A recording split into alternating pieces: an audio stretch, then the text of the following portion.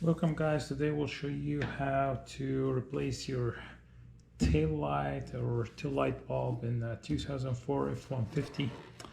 Same will be from 2004 to 2008. We have ours here is chipped or broken, so we got a replacement from junkyard. So let's go. So all what you need is just an 8mm socket. You have these two screws here.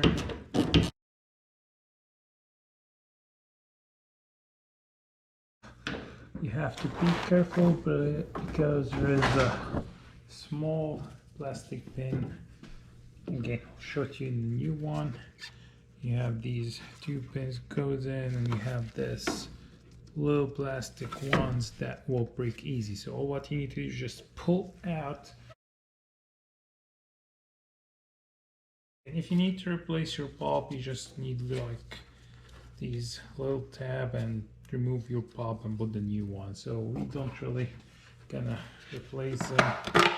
They are working fine. You just screw it back in. Okay. What you need to do, just align these tabs and just give it here, there. Okay, that's it. Put your 8mm screws back.